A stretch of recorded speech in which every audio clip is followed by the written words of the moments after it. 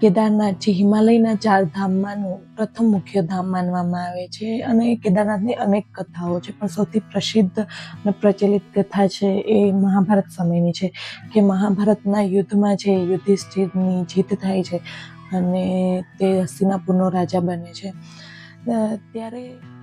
ત્યારે એક દિવસ છે પાંડવો શ્રી કૃષ્ણ પાસે મહાભારતની ચર્ચા કરતા હોય છે. ત્યારે પાંડવો છે એ શ્રી કૃષ્ણને કહે છે કે અમે પણ અમારા ગુરુ અને ભાઈઓના હત્યાના કલંકમાં છીએ. ત્યારે છે શ્રી કૃષ્ણ કહે છે કે તમારો યુદ્ધમાં પરાજય થયો છે, પરંતુ તમે પણ પાપના ભોગી છો. તમારે આ પાપમાંથી છૂટવા માટે મહાદેવનો જાપ કરવો પડશે. ત્યારે શ્રી કૃષ્ણ છે એ દ્વારકા જતા રહે છે અને પાંડવો છે એ ચિંતિત થાય છે. ત્યારે એવા સમાચાર આવે છે કે શ્રી કૃષ્ણે જે પોતાનો દેહ ત્યાગ કર્યો છે.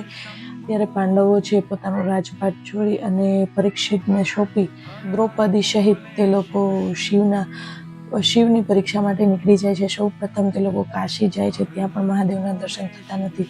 ત્યારબાદ પાંડવો જ્યાં દર્શન કરવા જાય છે ત્યાં મહાદેવ છે ત્યાંથી જતા રહે છે. એવી રીતે ધીરે ધીરે તે લોકો હિમાલય સુધી પહોંચી જાય છે. ભગવાન શિવ પાંડવોને આવતા જોઈને નંદીનું રૂપ ધારણ કરી લે છે અને પશુના ઝુંડમાં જતા રહે છે. ભગવાન શિવને પામવા માટે ભીમે એક યોજના બનાવે છે. તે પોતાનું વિશાળ સ્વરૂપ ધારણ કરી અને તેમના બંને પગો છે કેદાર પર્વત પર રાખી મૂકે છે, જેનાથી બધા પશુઓ છે ત્યાંથી નીકળી શકે.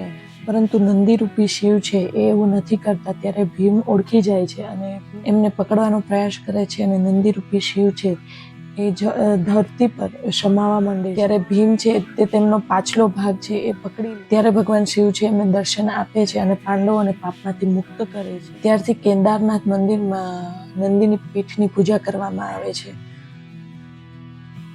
અને એના લીધે કેદારનાથની શિવલિંગ બીજા મંદિરોની શિવલિંગ કરતાં અલગ છે. આમ પાંડવો છે પોતાના પાપમાંથી મુક્ત થાય છે અને ત્યારે તે કેદારનાથ મંદિરની સ્થાપના